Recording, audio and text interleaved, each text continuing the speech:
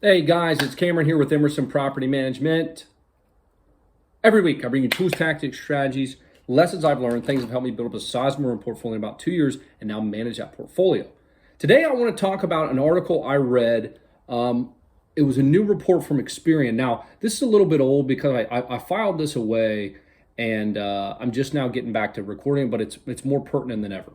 So, Experian, I'm going to basically talk about why you should max out, I say that relatively loosely, max out all your credit limit, credit lines, and refinance. So at the time of this recording, this is in January 2021, we are seeing mortgage interest rates drop to all-time lows over and over and over again.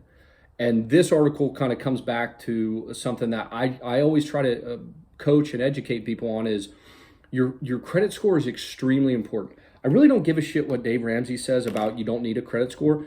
For most of us, that's bullshit. I mean, unless you have a trust fund, you're going to need to borrow money to get a car. You're going to need to borrow money to get a house. You're going to need to borrow money to buy rental property. You're going to borrow money for a wedding, maybe. Whatever it is, you're going to borrow money. Student loans. I mean, Jesus Christ.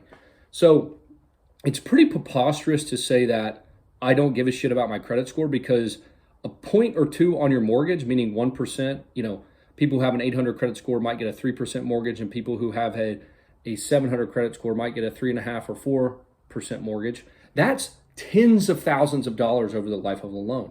So why the hell would you not want to maximize that? That return on your investment is substantial. It's huge over your life, especially when you factor in mortgage, automobiles, student loans, all that stuff that people have. So I'm going to read this little article or this highlight. So this was from Experian.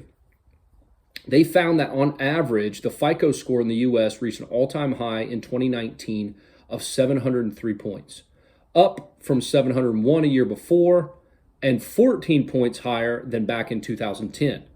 So altogether, 59% of Americans have a FICO score above 700 or higher. The largest percentage ever at that threshold. So again, I'll post a link to this. This was a Market Watch video. Now, again, this is in the middle of coronavirus, or God knows when the coronavirus is going to end. So I'm not entirely sure. But the fact of the matter is, this means when you're elevating, when your credit score is going up, excuse me, when your credit score is going up, you want to refinance and get some of these things down. Get your student loan down, get your mortgage down, get the shit down so you can lower your monthly payments. Now, I'm not saying lower the payment to, I don't want to say lower your monthly payment to then pile on more debt and raise your monthly payment again. What I want to do is lower your monthly payment so that you can begin to pay stuff off faster, or at least have some sort of breathing room for retirement or something like that. So I have done this. I have refinanced, and I believe at the time of this recording in 2020, it was the largest stream of mortgage refinances in history. So they had the most mortgage refinances in history. If you have a shitty credit score, you are not going to be able to refinance. You're not going to be able to take advantage of these lucrative rates. So you want to be in the boat of slowly but surely always improving that credit score. That's going to help you out over time dramatically.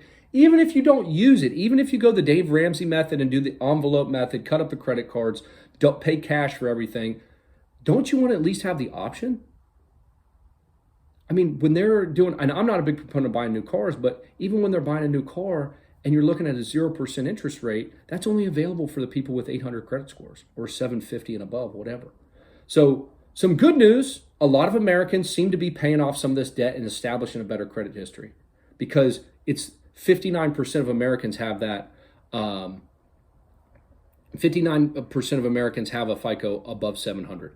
So it's phenomenal, right? That's slowly but surely you'll be able to do that. You'll be able to take care of the low interest rates and help yourself out financially, maybe even get yourself out of debt.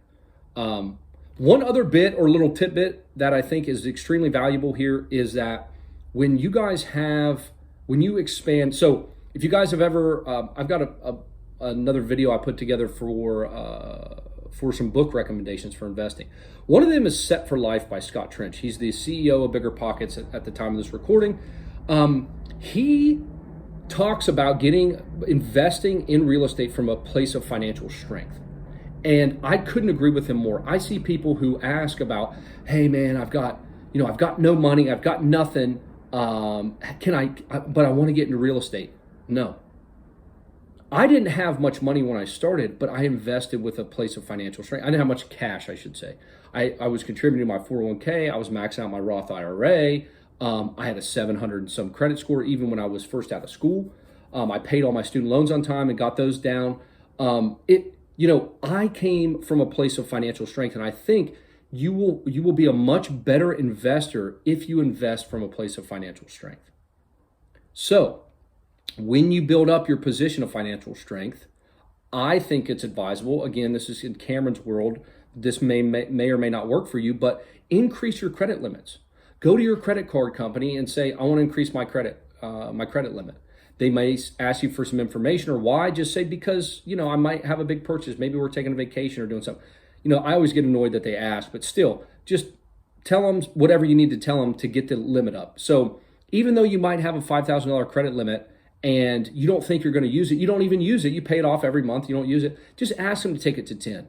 If you're financially savvy, then ask them to take it to 20 and 40 and whatever, because you might not ever use it.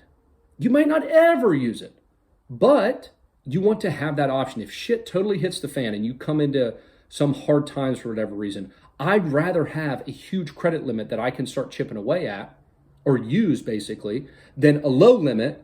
And then I'm butted up against that and now my credit score starts dropping. You have a huge one, you only have to use little bitty pieces of it. But you can't, when shit hitting the fan, you can't go back and then increase it. In times of duress and whatever, they'll be cutting credit limits. They'll be cutting lines of credit. So go get those lines of credit. I just established one a couple months ago because I didn't know what was going to happen. I wanted to take advantage of the equity in my portfolio and take a home equity line of credit out against it on my rental properties and just have that sitting there. I don't even plan to use it. I just want to, if something comes up and I need the money when everything else is burning on and all the properties are at a discount for whatever reason, you don't want to be the one who doesn't have the cash, especially if you have the knowledge. So that is a big, big tip for real estate investors. I think that's a valuable thing that you can do and take advantage of. If you come from a place of financial strength, increase your credit limits on your credit cards, especially if you're savvy and not going to max them out every time. Increase your credit limits on your credit cards and go get some line of credit against your properties and stuff. You want to do it when it's cheap, not when everybody needs money. When everybody wants money or when everybody needs money, money's going to be expensive. It's going to be hard to get. You're going to have to take time to get those credit limits. You want to do that when you don't need it, right? What's the old saying? You want to patch the roof when the sun's shining. That's what you want to do. You want to get all this stuff together, get your house in order so that when the rain comes and the properties are dropping in value and you can pick up some good rental portfolios or buy some stocks on the cheap, you've got some money to deploy. Okay, guys, enough of my rant. I hope that was helpful. If it was, let me know. If it wasn't, let me know. Otherwise, I'll see you all next week. Thank you.